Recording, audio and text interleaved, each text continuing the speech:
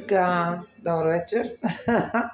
Заврях се в санитарните помещения. Ето, оп, виждате ли? Оп. Тук е за деца. Вижте. Виждате ли? Може да си повивате детенцето, ако искате. Ето, тук има и шкафове някакви. За бакука сигурно, не знам. Ето на мене. Виждате ли? Почехли. Разбира се, няма как. Сега ще отидем да видим тоалетните. Така. Тук може да се миете. Това е само за миене. Виждате ли? Не е тоалетна и не е душ. Има и огледало.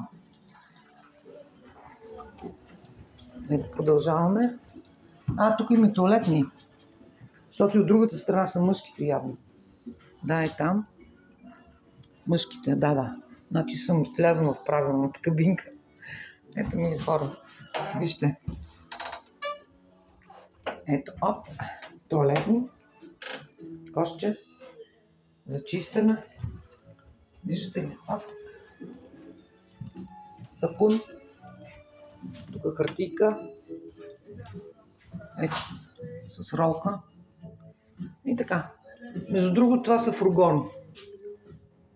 Въпреки че къмпинг е огромен, те имат мисля, че 4 такива. На всяка алея по един такъв фургон. Де-факто 2 за мъже и жени. Сега ще ви покажа. Това само така ви го показвам. Ето тук е навънка. Този е в началото на къмпинга. Съвсем в началото. Тук не знам среща какво има душове, сигурно. Пак гледам някакви. Вижте. Оп, да, душове тук. Само че тъмно. Сега ще видим. Ето, вижте тук водата да се избутва навънка. Чакай да видим. Ето светна. Ето. Така. Това са контейнери. Един вид фургони. Ето. Вижте как са направени. Оттам пръска водата. И така нататък. Ето. Оп.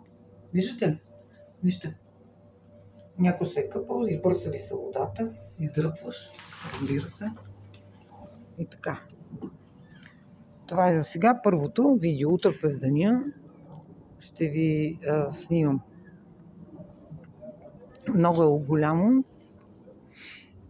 Къмпинг е огромен. Само казвам.